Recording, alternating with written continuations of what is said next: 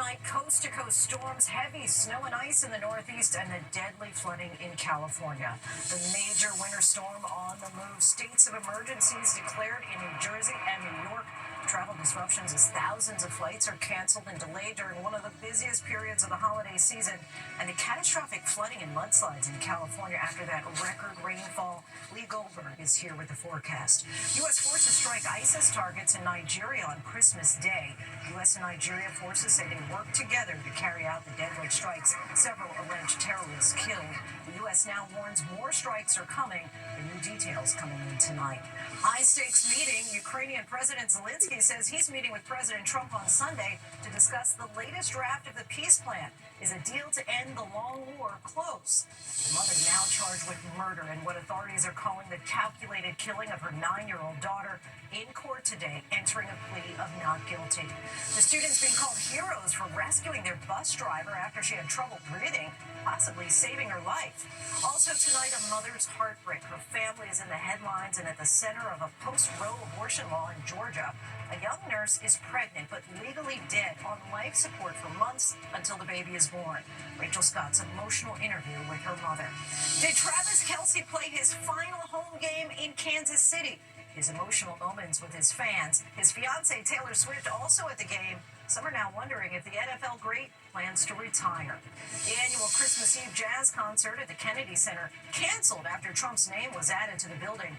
The latest fallout from the renaming of the famed Performing Arts Center.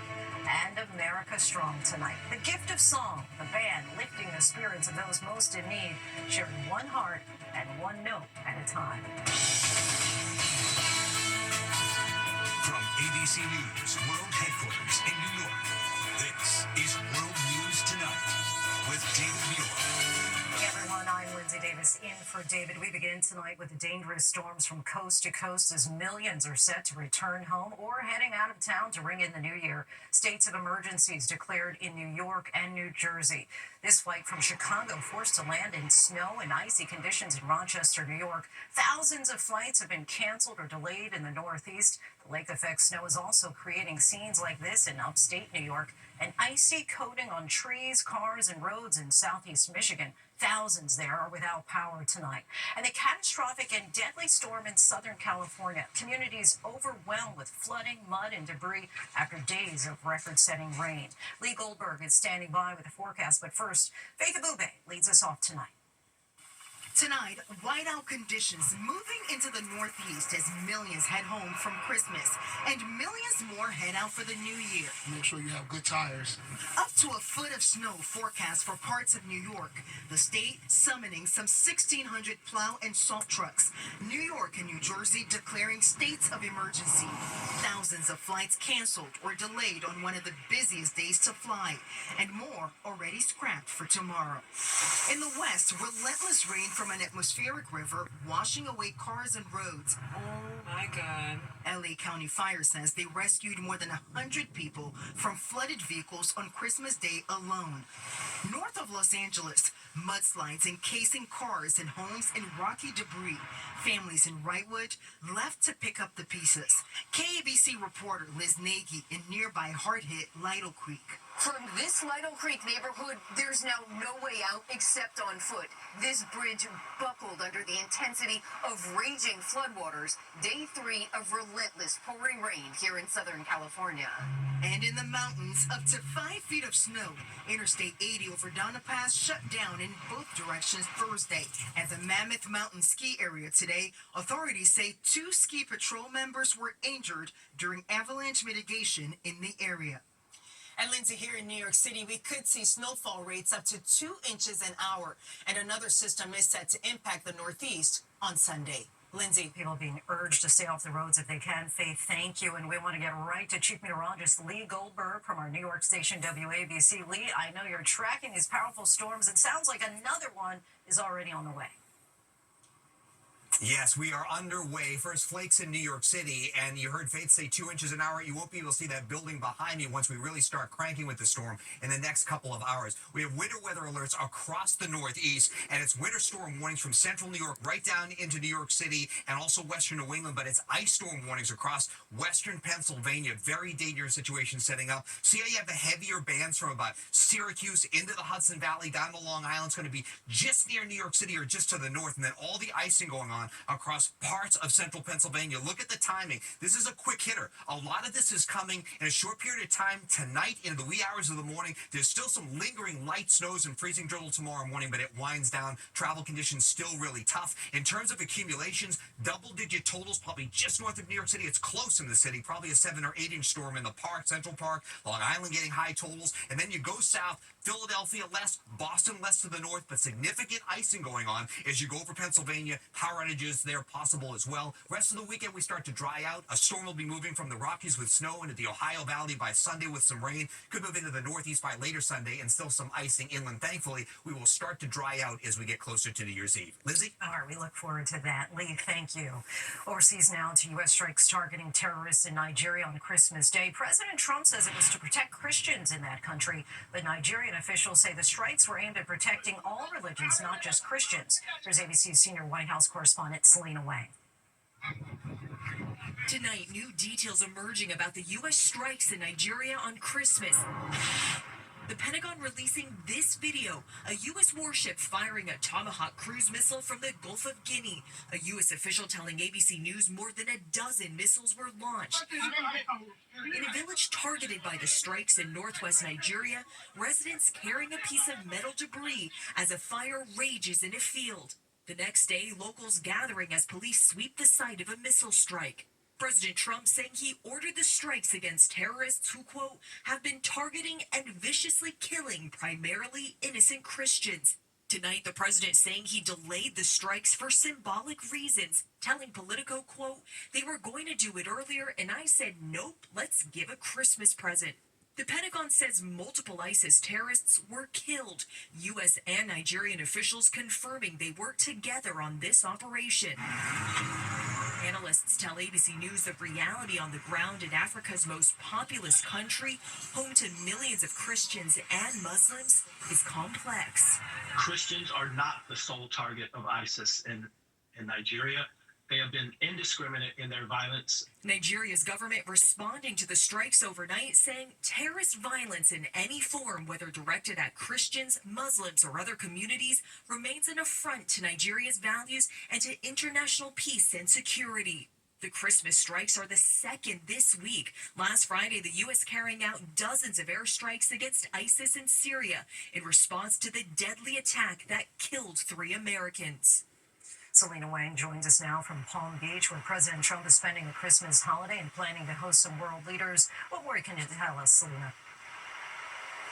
Well, Lindsay, President Trump will host Israel's Prime Minister Benjamin Netanyahu at his Mar-a-Lago club in the coming days, and the agenda is expected to be wide-ranging with the focus on how to advance the fragile Israel-Hamas ceasefire into the next phase. Iran's nuclear activities are also expected to be front and center in these discussions. Lindsay? Selena, thank you. Ukraine's President Zelensky also says he's meeting with President Trump at Mar-a-Lago on Sunday to finalize a draft of the peace deal with Russia. Zelensky says the 20-point plan is 90% complete, but could Russia throw a wrench in their plans? ABC's Patrick Reevell joins us now. Patrick.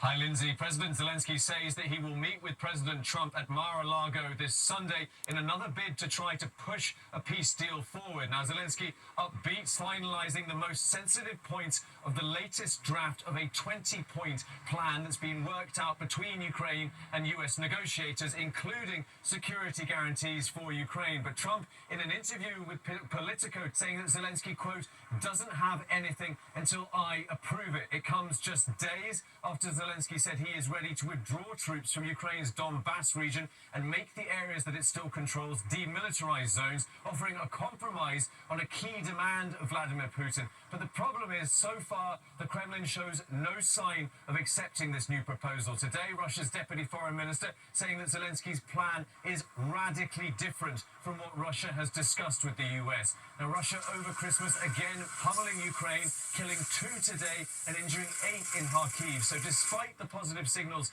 coming from Kyiv, it's still very difficult to see a deal being reached yet. Lindsay? Patrick, thank you. Back here in the U.S., new details tonight in the tragic death of 9-year-old Melody Buzzard. Her mother is now charged with murder, pleading not guilty in court today and ordered held without bail. Here's ABC's Andrew Dimmer.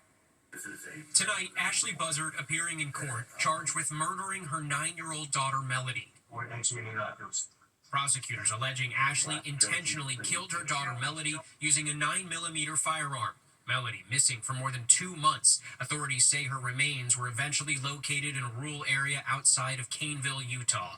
The mother and daughter leaving their home in Lompoc, California on October 7th for a 3-day road trip to Nebraska. According to authorities, Ashley rented a white 2024 Chevy Malibu and traveled more than 3,000 miles for the road trip. Investigators saying this is the route they believe she took. Investigators claiming Ashley wore wigs and switched license plates along the way. This surveillance video showing the mother and daughter at a rental car facility. Ashley returning home on October 10th without her daughter. A school administrator later reporting Melody's disappearance, setting off a desperate multi-state search.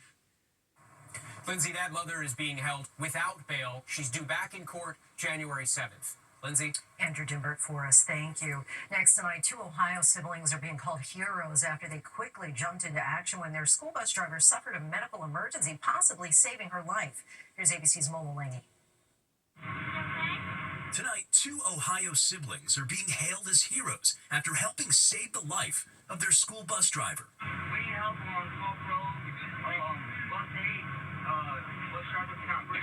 Crestview School District in Ashland sharing this video of the dramatic incident last Friday morning. Charlie and Katrina Thomas rushing to the aid of their driver who was having trouble breathing. I ran up and said, "What is wrong?" And she pointed at her throat. And then I ran back there and got the older kids. We were on a hill, going downwards. So I, pulled the parking brake out. 8-year-old Katrina was the first to see the driver in distress. Her brother Charlie bolting to the front of the bus. That's when I realized that something was going on. Went up there and grabbed the radio and then called the school because I knew that was the quickest way we could get help. The school district stating the driver experienced a breathing-related medical issue, praising the students and staff for their quick thinking and calm response. I was very proud. I was joyful that my kids were knowledgeable enough and knew enough to know what to do to actually help somebody. Proud and happy with myself and happy that we got her all better now. Well, Lindsay, tonight that bus driver out of the hospital. She told ABC affiliate WEWS that she makes it a point to teach students how to use the two-way radio on the bus. And tonight, she's just glad they were listening, Lindsay. Quick thinking kids there, Mola, thank you. Now to a Georgia family at the center of a national debate. A pregnant nurse declared brain dead but kept on life support for months. Her family says a state law left them with no input as doctors focused on keeping the fetus alive. Rachel Scott sat down with the mother as questions grow over how Georgia's abortion law is being applied. Tonight, the heartbreak for the family of a pregnant woman. A young nurse, Adriana Smith, expecting her second child. When her own health suddenly spiraled, she was soon declared dead. I sat down with Adriana's mom, April Newkirk. When did you start to realize that something was wrong with Adriana? And I think she was having really, really, really bad headaches. Really, really bad, to the point where that's when she went to the hospital. The CT scan showed that there were blood clots everywhere. Less than 2 weeks later, doctors told the family that young mother had died. They declared her brain death. February 19th. The fetus at the time had a heartbeat. So they said that they would treat the baby as the patient, and she was no longer the patient because of the law that they have here in Georgia. Georgia's law known as the Life Act went into effect after Roe v. Wade was overturned in 2022. It bans abortions as early as 6 weeks of pregnancy and deems fetuses living distinct persons. The law only allows narrow exceptions for medical emergencies, rape and incest, and medically futile pregnancies. Though Adriana was brain dead, her death certificate saying February 19th. Her mother says doctors kept her on life support for 16 more weeks in an effort to save her pregnancy. In June, the baby was born premature at around 26 weeks. He's been in the NICU ever since. He's not your regular premature baby. He's struggling. In initial statements in May, the hospital, Emory Healthcare, said they make individualized treatment recommendations in compliance with Georgia's abortion laws and all other applicable laws. In a recent statement to ABC News, the hospital said in part, some of our patients present with the most complex and difficult situations where there may not be clinical, legal, societal, or legal agreement on the best course. Suzanne Guy opposes abortion rights and lobbied for the Georgia law. Do you think there should have been an exception in Adriana's case? Rachel, I don't. That little boy is valuable and deserved to be protected and fought for. But Adriana's mother says watching her daughter deteriorate for 16 weeks after she was already declared dead is not something any family should have to go through. I feel like we should have had a choice, but we didn't. I really think it should be a choice. I just do. I just do. Lindsay, the hospital tells us they cannot release any more details about Adriana's case because the family has not given them permission to do so. But this case does highlight the confusion surrounding Georgia's abortion laws. In a statement, Georgia's Attorney General tells us there is nothing in the Life Act that requires medical professionals to keep a woman on life support after brain death. Lindsay. Rachel, thank you. When we come back, 2 North Carolina police officers are in the hospital after a shooting at an Edible Arrangements. What we know about the suspect. Travis Kelce retirement rumors swirl after what may have been his final home game, and America Strong. See how a band of carolers is spreading joy to Indiana families in need. Tonight, 2 police officers in Mint Hill, North Carolina have been upgraded to stable condition following a shootout at an Edible Arrangements. Shortly before 11 a.m. this morning, police responded to an emergency call regarding a child custody exchange. Investigators say the suspect was shot and killed. Tonight, we have word that a 15th person has now died as a result of that UPS plane crash in Kentucky last month. The man succumbed to his injuries Christmas Day, 7 weeks after the crash. A preliminary report from the NTSB found the Honolulu-bound cargo plane's left engine separated from the aircraft and burst into flames shortly after takeoff. When we come back, speculation swirls around the future of Kansas City Chiefs tight end Travis Kelce. Is he hanging up his cleats? To the index, and what was meant to be a celebration is now a controversy. The Kennedy Center canceled its annual Christmas Eve jazz concert. The show's host, musician Chuck Redd, says he called off the performance in the wake of President Trump adding his own name to the arts institution. Many legal scholars say Trump's move violates the law. Tonight, speculation is growing about the future of 3-time Super Bowl champ Travis Kelce. Kelce appears emotional during the national anthem before last night's loss to the Denver Broncos. His fiancée Taylor Swift watched on from the stands as Kelce played what could be his final home game in Kansas City. As he headed into the tunnel, fans erupted into cheers, showering him with adulation that some say felt like a farewell. Kelce has not made an announcement on his future.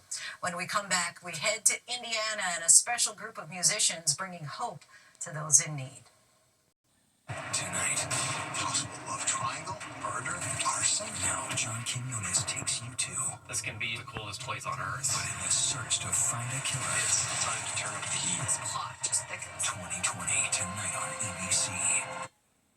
Finally, America Strong. We head to Indiana for some much-needed Christmas spirit.